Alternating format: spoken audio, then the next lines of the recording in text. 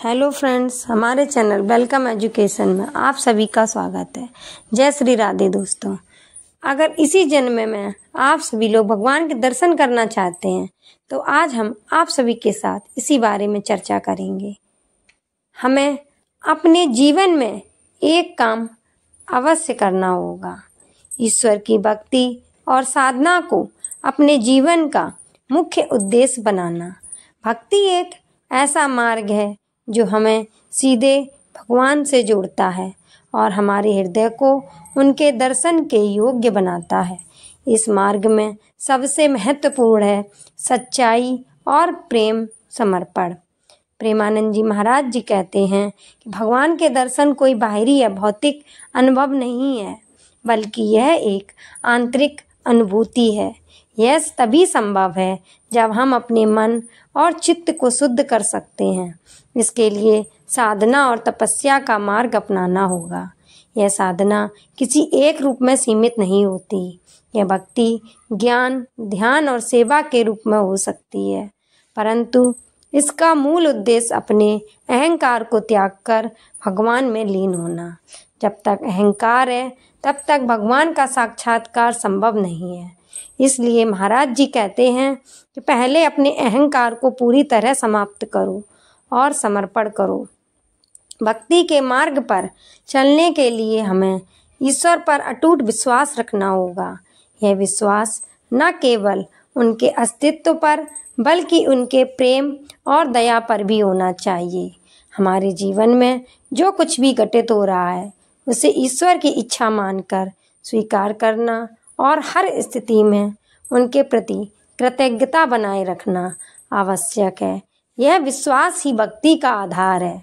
प्रेमानंद जी महाराज का यह भी कहना है कि भगवान का साक्षात्कार तभी संभव है जब हम अपने कर्मों को ईश्वर की सेवा के रूप में देखना शुरू करते हैं। हमारे जीवन के हर कार्य में भगवान को स्मरण करते हुए उन्हें समर्पित करना चाहिए।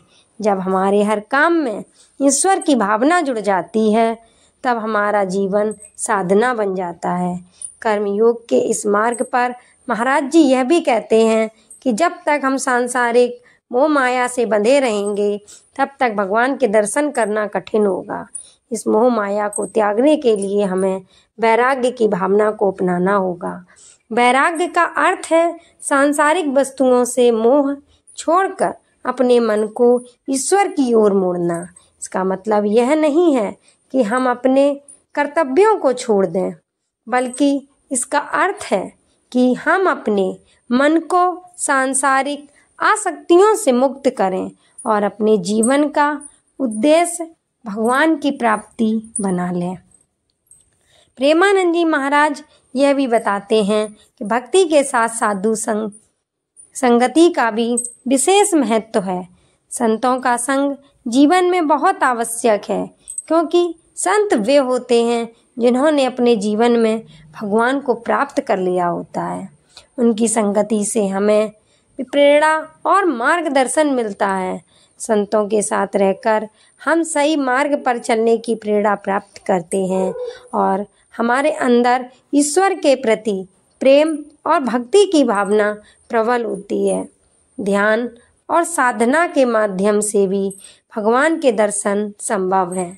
प्रेमानंद जी महाराज जी कहते हैं कि ध्यान के माध्यम से हमारा मन एकाग्र होता है और जब मन एकाग्र हो जाता है तब भगवान का साक्षात्कार आसान हो जाता है।